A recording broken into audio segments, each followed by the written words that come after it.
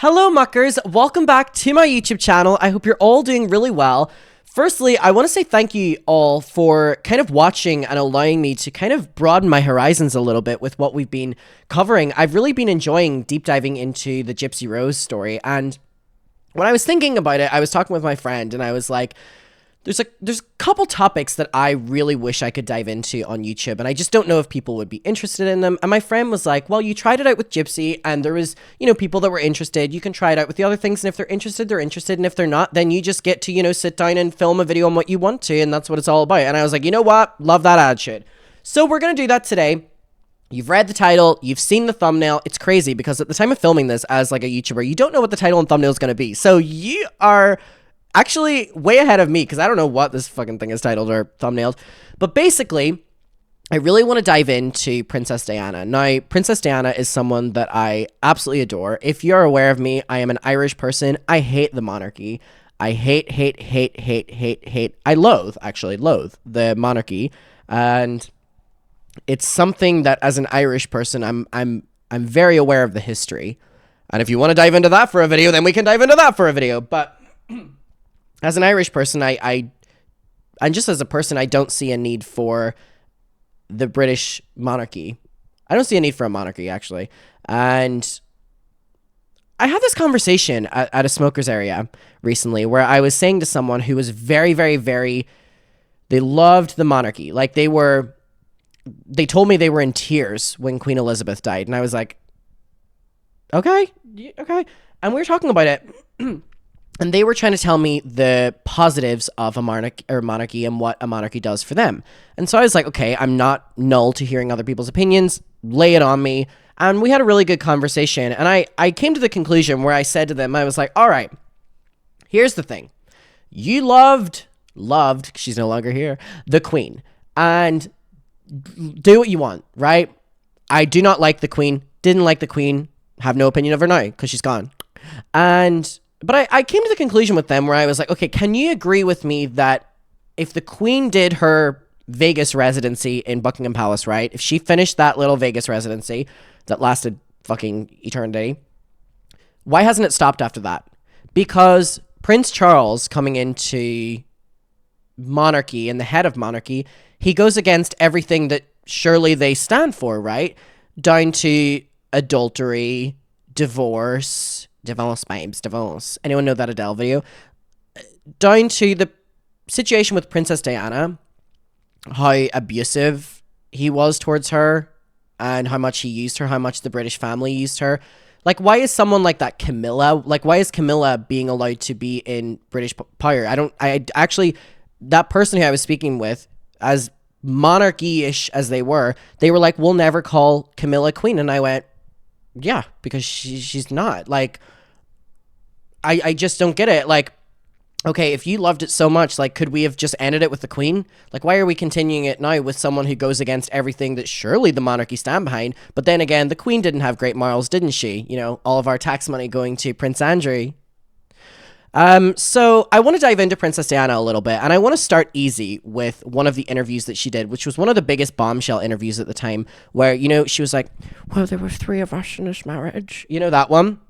Well, it got a little bit crowded in this marriage. There's 3 of us in this marriage. I really, really, really want to dive into that one. I love Princess Diana. I love what she stood for. I love how different she was than the monarchy. I love that I could do an essay on how much I adore Princess Diana and what she stood for, what she did, the molds she broke. I mean, one that's immediately coming to my mind is her shaking hands with the person who had AIDS and how much that changed everything. And I just think what she did around the world was why she is so loved to this day. And I think what happened to her was very obviously planned. And I just think it's devastating. I think they couldn't handle her. And I really will always have a soft spot for Princess Diana. But I've never watched this interview. The clip I have is only like 10 minutes-ish. I've never watched even a section of the interview other than in documentaries, but they would show like 30-second clips. So if you're willing, I want to dive into this together. So let's do this. And if you enjoy it, we can dive in deeper like we did with the Gypsy Rose. Also, my second channel is linked down below. I do these hangouts in my kitchen. This video is literally called like Late Night Kitchen Talk, where we hang out. I'm vlogging every day. At the time you're filming, the time you're filming this, hey little YouTuber, the time you're watching this, I'm actually in New York.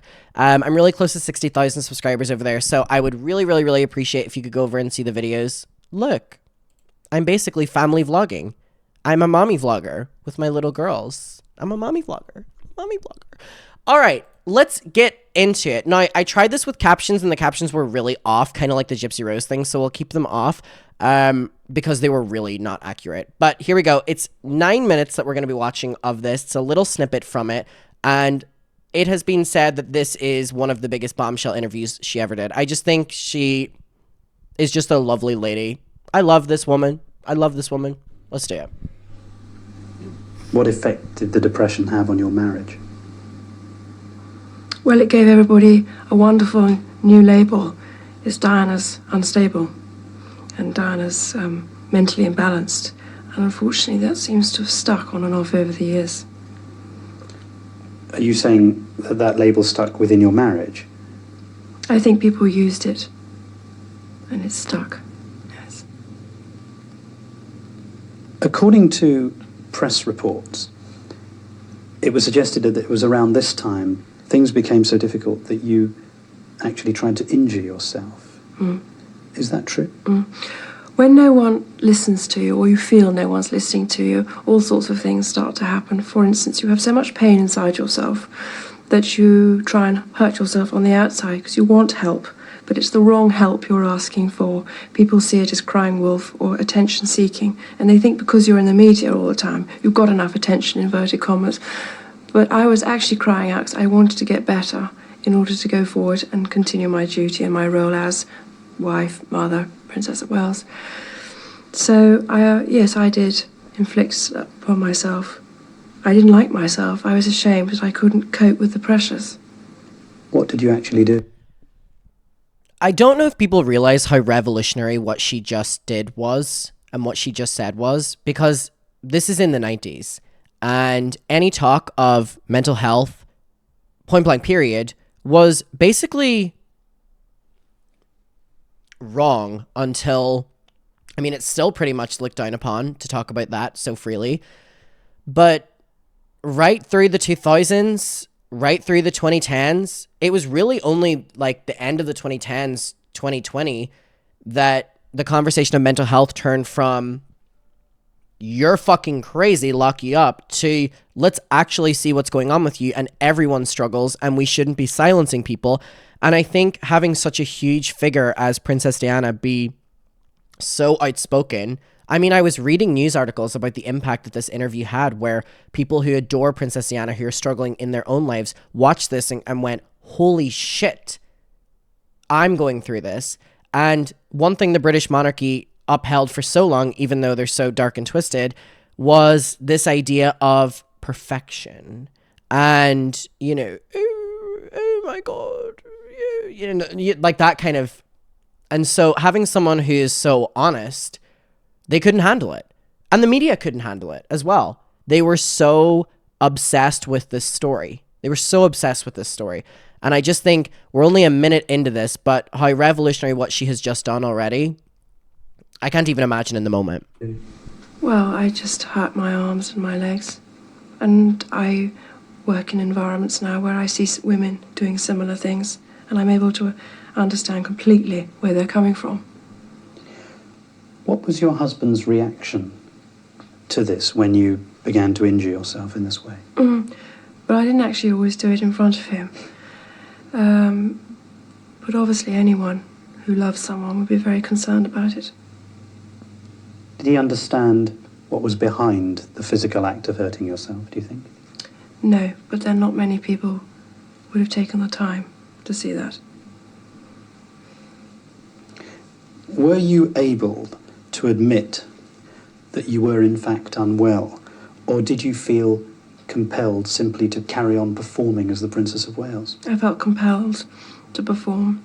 Well, when I say perform, I was compelled to go out and do my engagements and not let people down and support them and love them. And in a way, by being out in public, they supported me, although they weren't aware just how much healing they were giving me, and it carried me through. But did you feel that you had to maintain the public image of a successful Princess of Wales? Yes, I did. Yes, I did. The depression was resolved, as you say. Like, these wordings. The depression was solved. What do you mean? Like, the way that people spoke about mental health is crazy. To sit down and talk to someone right after they go and go, okay, when the depression was solved, it's so wrong. Sorry, I was thinking of a big word there, but woo, don't really have many of them up here. It just is.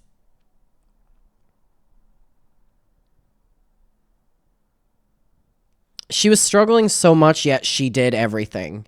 And she went out of her way to make sure that people who didn't feel heard felt heard, even though she was the person that didn't feel heard in her own situation as well. And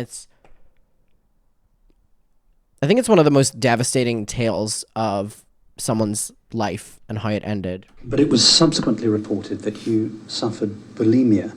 Mm. Is that true? Mm-hmm. Yes, I did. I had bulimia for a number of years. And that's like a secret disease you inflicted upon yourself because your self-esteem is at a low ebb and you don't think you're worthy or valuable. You fill your stomach up 4 or 5 times a day, some do it more, and it gives you a feeling of comfort. It's like having a pair of arms around you, but it's temporary. Then you're disgusted at the bloatedness of your stomach, and then you bring it all up again. And it's a repetitive pattern, which is very destructive to yourself. How often would you do that on a daily basis? Depends on the pressures going on. If I'd been on what I call an away day, where I'd been up part of the country all day, I'd come home feeling pretty empty because my engagements at that time would be to do with people dying, people very sick, marriage is the problem, all that. And I'd come home and it would be very difficult to know how to comfort myself, having been comforted lots of other people. So it would be a regular pattern to jump into the fridge. It was a symptom of what was going on in my marriage. I was crying out for help, but giving the wrong signals. And people were using my bulimia as a coat on a hanger. They decided that was the problem. Diana was unstable.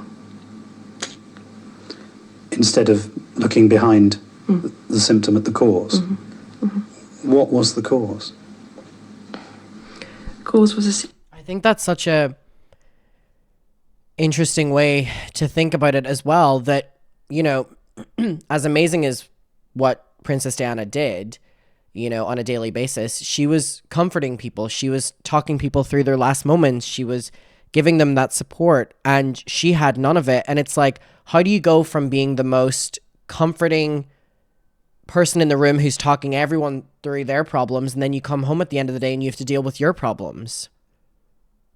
Like, she's so perfectly, delicately putting this, where she wouldn't even, like, I understand the reason is because it wasn't popular to talk about this struggles, but I just can't believe the world was ever in a place where, and it still isn't great to do with mental health and stuff, but that it was ever at a place where someone is literally having to explain why they felt certain ways to do with, you know, heavy depression and struggles. Situation where my husband and I had to keep everything together because we didn't want to disappoint the public.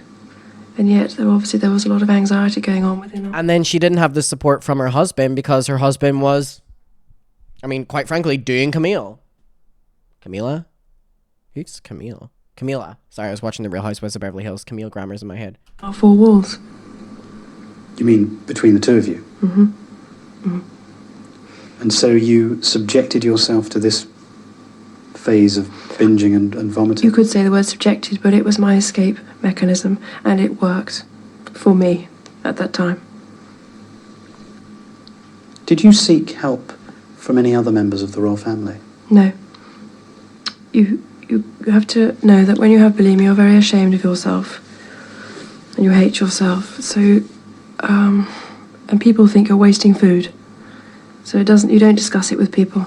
And the thing about bulimia is your weight always stays the same, whereas with anorexia you visibly shrink. So you can pretend the whole way through.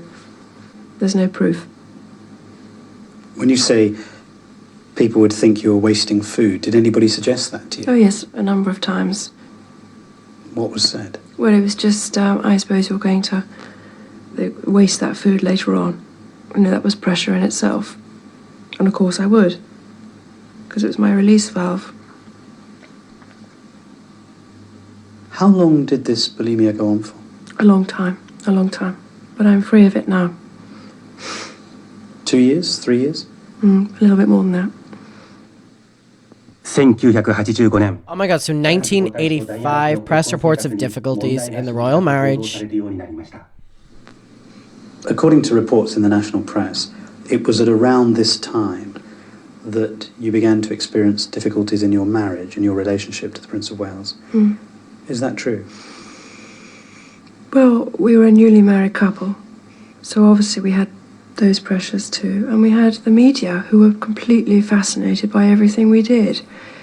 And it was difficult to share that load because I was the one who was always pitched out front, whether it was my clothes, what I said, what my hair was doing, everything. It was a pretty dull subject, actually, and it's been exhausted over the years.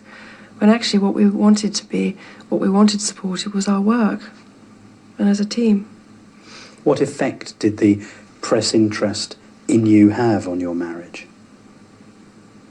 It made it very difficult because for a situation where it was a couple working in the same job, we got out the same car, shook the same hand, my husband did the speeches, I did the handshaking. So basically we were a married couple doing the same job, which is very difficult for anyone, and more so if you've got all the attention on you.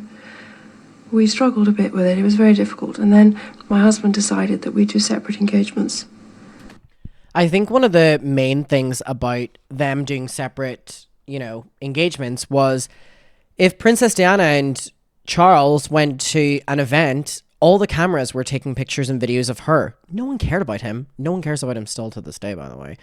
And he couldn't handle the attention being on her. And then he started, segregating her. And the British royal family did the exact same thing. And it's like, how is someone who's being subjected to the media so intensely someone that you're then going to turn against when you should be protecting them? Ooh, it makes me so angry. Which was a bit sad for me because I quite liked the company. But there again, I didn't have the choice. So it wasn't at your request that you did that on your own? Not at all, no. The biography of the Prince of Wales, written by Jonathan Dimbleby, which, as you know, was published last year, suggested that you and your husband had very different outlooks, very different interests. Would you agree with that? No, I think we had a great deal of interest. We both liked people, both liked country life, both loved children, work in the cancer field, work in hospices. But I was portrayed in the media at that time, if I remember rightly, as someone, because I hadn't passed any O-levels and taken any A-levels, I was stupid. And I made the grave mistake once of saying to a child I was thick as a plank in order to ease the child's nervousness, of which it did. But that headline went all around the world. And I rather regret saying it. That's so, the media. So in order to make a child that she was dealing with feel a little bit more comfortable, she makes a jab at herself. I can't imagine what the situation was, but that she made a joke that basically she's stupid. And for the media to run with that, and that's the headline, like, Princess Diana, I'm stupid. It's like, in that situation, Prince Charles and the royal family should be protecting her and speaking up in support of her. But instead, the more that happened to her, the more they pushed her away and ostracized her more, which in turn then got more articles, which then got more people against her. And the more that happened, the more they pushed away. But that was happening because they weren't protecting her. And it's like everything boils down to, everyone likes to say the media, and under God, the media are the biggest responsibility here. But the royal family have such a huge responsibility in this too that everyone continues to overlook. People have their own theories on how, her life ended, but it's like, while she was still alive, equally with the media, the royal family were the issue as well. Prince of Wales, in the biography, is described as a great thinker, a man with a tremendous range of interests. What did he think of your interests? Well, I don't think I was allowed to have any. I think that I've always been the 18-year-old girl he got engaged to, so I don't think I've been given any credit for growth. And my goodness, I've had to grow. Explain what you mean when you say that. Well, When you say you were never given any credit, what do you mean? well, anything good I ever did, nobody ever said a thing. Never said well done or was it okay. But if I tripped up, which invariably I did, because I was new at the game, a ton of bricks came down on me.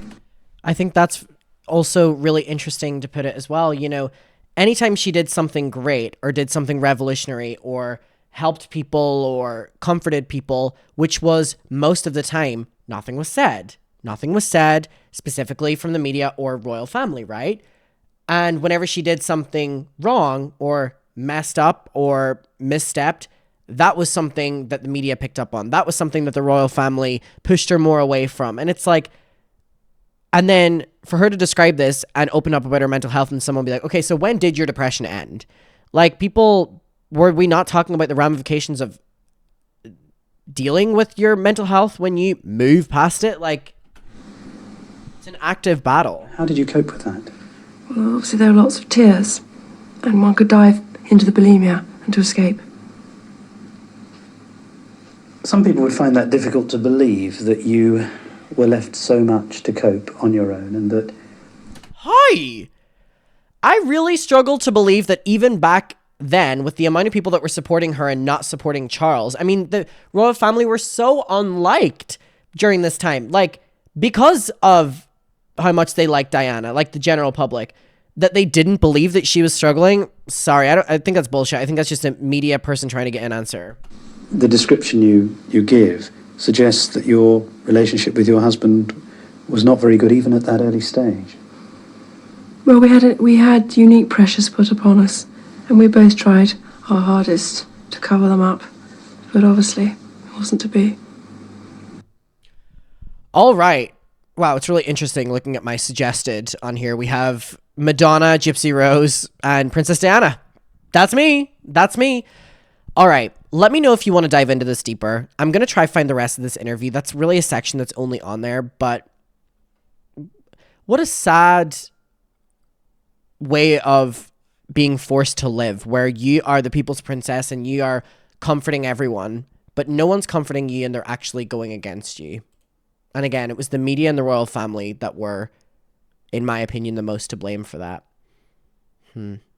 If you want to dive more into it, let me know, because we will. I will see you in my next one. I hope you're doing very well, and I'll see you. Bye.